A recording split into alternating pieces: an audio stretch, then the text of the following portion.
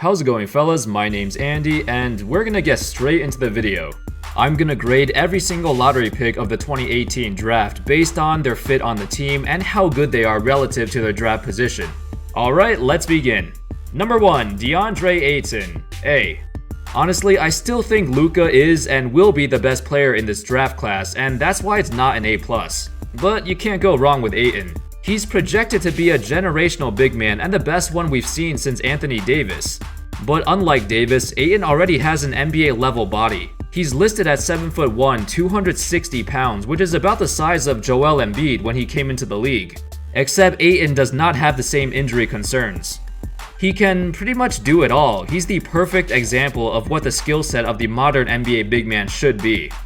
He's super athletic, protects the rim, dominates in the post, a great rebounder, good free throw shooter at 73%, and he can effectively play pick and roll and pick and pop. Ayton came in with a better jump shot than most other rookie big men, which is a huge bonus. The only question with him is his motivation. How much does he actually want to get better? But from what he's shown recently, I think he'll do fine. Great fit with the Suns as well. They needed a big man. Well, they needed pretty much anything. Hopefully him and Booker could become the next great duo. Number 2, Marvin Bagley, B+. Now, I'm not as high on Marvin Bagley as some others are. In my opinion, out of the top 5 prospects of the draft, Bagley has the highest bust potential, in my opinion. And I only say this because of his lackluster defense in the paint and questionable shooting form. He shot 40% from 3 in college, but he shot 63% from the free throw line. And usually, free throw percentage is a good indicator of how well a player shoots in the NBA. His wingspan is only 7 feet, and for a 6'11" guy, that's kinda mediocre. It's hard to be a great rim protector when you don't have the wingspan, like Blake Griffin for example. But with that being said, Bagley is arguably the best athlete in the draft. He's incredible at finishing at the rim. Playing alongside De'Aaron Fox would be interesting. Fox isn't exactly a pass-first point guard. Either way, they'll be very exciting to watch together, as long as Sacramento doesn't mess it up. Number 3, Luka Doncic, A+. Dallas made the right choice to trade up to get Doncic. I've said it before and I'll say it again, Doncic is incredible. At just 19 years old, he was all EuroLeague first team, won the EuroLeague MVP, and led his team to the championship. Throughout that entire season, he was dominating professional players 5 to 10 years older than him, as he averaged 23 points per game in his last season with Real Madrid. We've seen dominant European players before who busted in the NBA, but the thing with Doncic is that he looked so good, especially for his age. He can shoot, he can pass, he's built really well and can use his body to aggressively attack the paint. Defense is questionable, but I've seen him being compared to a 6'8" Steve Nash, which is pretty crazy. That's a great pick to me. Number 4, Jaren Jackson Jr, B+. You know, some people would point to Jackson's college stats and see, what the hell? He only averaged 11 points and 6 rebounds a game. Why did he go that high? Well, it's cause he has crazy potential and he's only 18 years old at this time. Jackson is kinda skinny right now, but he's incredibly mobile, probably the best big man at defending the perimeter from this draft. Watching him play with Marc Gasol in Memphis will be interesting to say the least, but I think they'll end up trading Gasol soon anyway. Just like Bagley, Jackson shot 40% from 3, but it's not gonna translate immediately to the NBA. His stroke looks kinda weird too. I don't think he could get off his shot consistently against NBA level defenses. Plus, he struggles with foul trouble a lot too, so yeah, I'm not sure. I still give him a B+ because he's still a safe pick because of his defense, so he's gonna be in the NBA for a long time. Number 5, Trae Young, B-. So Atlanta traded down to get him, and in exchange they also got a future first from the Mavs. Now, at a glance, I believe Doncic is a way better prospect than Young. The grade I gave Young is not to mock him, I just don't think he should have went this high. But I can see why Atlanta wanted him. In the 2017-18 season, they were dead last in attendance. There was basically no hype surrounding the team because they traded away all their good players and started to suck. But by drafting Trae Young, I think it was more of a business move than anything else. He had the most hype out of any other college player in the past year because he's fun to watch. He's gonna help the team sell more tickets and put the Hawks fans back in their seats. and hopefully reignite the franchise, which is what they desperately need right now. Number 6, Mo Bamba, A-. I think Bamba has the highest ceiling of this draft. Now, looking at the Orlando Magic, they have an interesting roster. They haven't made the playoffs since they got rid of Dwight Howard, but 6 years later and they don't have much to show for it. They have Aaron Gordon, Evan Fournier, and an older Nikola Vucevic, and that's pretty much it. Bamba will make an immediate impact on the team, but I still think the Magic are 2 or 3 years away from making the playoffs. Bamba has insane physical measurements with some go-go gadget arms, a ridiculous 7'10" wingspan. He's also really fast and agile too, so defense is his calling card. Offense is still an issue, but if he can become an All-NBA defender, the pick is already worth it. Number 7, Wendell Carter Jr., B. One of the more underrated players, and I just realized there's a ton of big men in this class. He's a decent post player who can score with both hands, a great rebounder too. But when I watched him in college, he didn't seem that fast. He seemed kinda slow and sluggish, and his defensive awareness is questionable. With that being said, out of every other player remaining in the draft, he's the best fit next to Lauri Markkanen. The Bulls can play an inside-out game with them on the floor together, and Carter is a good shooter himself with a good stroke.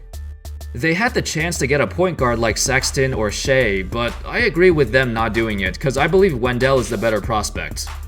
Number 8, Collin Sexton, A-. Alright, I really like Collin. He kinda reminds me of a young Derrick Rose in college. It's a great pick for the Cavs. If LeBron does leave, at least they still have someone exciting to watch. Sexton's main issue in college was his streaky shooting, and that'll be the same in the NBA too. But when he gets hot, it's gonna be amazing. Hopefully he can become more consistent as he gets older, and he has to work on his passing too if he wants to play point guard full time. He's 6'1", and that's too short to play off the ball in the NBA. Number 9, Kevin Knox, B. As a Knicks fan, I'm okay with this pick. Knox is only 18 years old and projects to be a good scorer right away. His game reminds me of Jason Tatum. I'm hoping he can develop the same way as him. He'll be pretty good on the team. I mean, they need a small forward because they already got their big man and point guards of their future. Well, maybe. I would have preferred if they got Mikal Bridges instead, cause even though he's older, he's a way better athlete and defender. Number 10, Mikal Bridges, A+. Awesome pick by Philly. Oh. Well, awesome trade by the Suns. Mikal is exactly what the team needs. He's a great all-around player, being able to defend multiple positions and protect the rim in a pinch. Add on the fact that he shot 44% from 3 in college, and you got yourself the ideal supporting player for that team. Great fit alongside Booker and Ayton. The Suns are gonna make some noise in a few years. Since we won't be getting to Zaire Smith as this video is only about the lottery picks, I'll say that it was a good trade because the Sixers also got back the 2021 Miami Heat unprotected first-round pick. But as a player, I don't think Zaire is anywhere near as good as Mikal. He proved he could defend multiple positions in college, but he's too small to do that in the NBA. He's also not a great shooter or playmaker, so I don't know. At least the Sixers got that Miami Heat pick though, that could be really, really good. Number 11, Shai Gilgeous-Alexander, C. Yeah, I know it's a bit harsh. Charlotte drafted him and then traded him to the Clippers for the 12th pick. I'm not too high on Shai. I think his main drawing point was that he's a really tall point guard and a good defender, but he's really not a great passer or playmaker at all. He didn't take many threes in college either, with only 1.6 attempts per game and turned the ball over a lot. Honestly, I'm getting vibes of Michael Carter-Williams. I just don't think he has any skill that stands out in the NBA. I'm not sure what the Clippers are doing either, but I guess they do need a point guard. Number 12, Miles Bridges, B+. It was a good trade for the Hornets. They were able to squeeze 2 future second-round picks out of the deal. I think Miles is a better prospect than Shai. He's an incredibly talented scorer with some sneaky athleticism and really strong too. In my opinion, he's a boom or bust player. He's either gonna be a really good scorer or find out that he can't drive past anybody in the NBA and fall out of the league. But the Hornets needed to take a risk, especially with the current state of their franchise. Number 13, Jerome Robinson, B.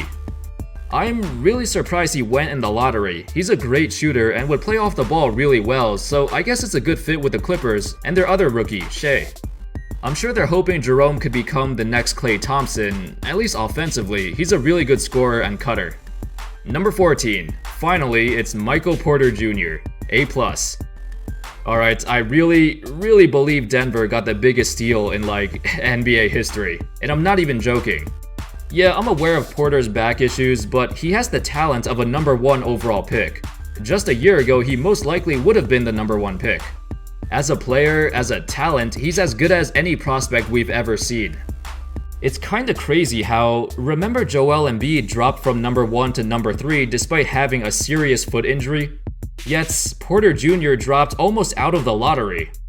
His back injury must have been really bad, but it was the right pick. At number 14, with a young team like Denver, you gotta go with the best talent. If he works out, they got a superstar. If he doesn't, it was just the 14th pick anyway.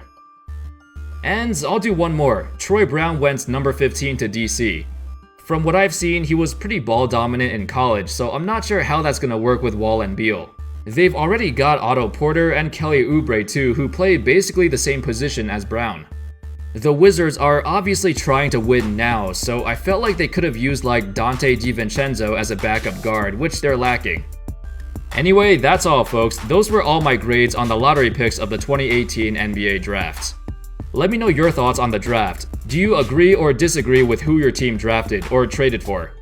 I hope you enjoyed the video. Thank you so much for watching, and as always, I'll see you next time. Peace.